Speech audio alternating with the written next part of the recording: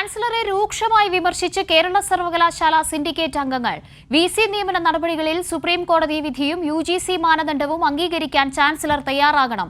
Pro chancellor senate യോഗത്തിൽ പങ്കെടുത്തത് നിയമപ്രകാരമെന്നും syndicate ചൂണ്ടിക്കാണിച്ചു. എന്നാൽ ഉന്നത വിദ്യാഭ്യാസ മന്ത്രിയെ ക്രിമിനൽ എന്ന് വിളിച്ച് ഗവർണർ പ്രകോപന നടപടി ഇന്നും തുടർന്നു.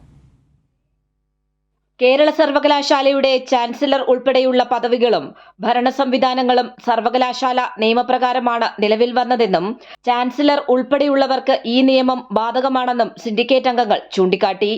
ചാൻസലറും പ്രോ ചാൻസലറും സെനറ്റ് അംഗങ്ങളാണ്.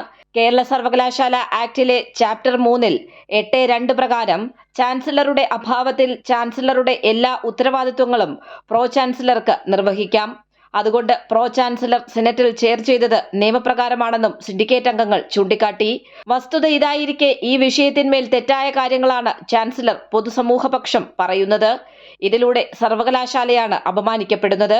വിസി നിയമന നടപടികളിൽ സുപ്രീം കോടതി വിധിയും യുജിസി റെഗുലേഷനും അംഗീകരിക്കാൻ ചാൻസലർ തയ്യാറാകണമെന്നും സിൻഡിക്കേറ്റ് അംഗങ്ങൾ ആവശ്യപ്പെട്ടു. അതേസമയം പ്രകോപനപരമായ നടപടികളുമായി മുന്നോട്ടു പോകാനാണ് ചാൻസലർ തീരുമാനിച്ചിരിക്കുന്നത്. പ്രോ ചാൻസലർ കൂടിയായ ഉന്നത വിദ്യാഭ്യാസ വകുപ്പ് മന്ത്രിയെ ക്രിമിനൽ എന്നാണ് അദ്ദേഹം അഭിസംബോധന ചെയ്തത്. Senate meeting can be chaired either by the Chancellor or by somebody authorized by the Chancellor. No other person has the right to preside over.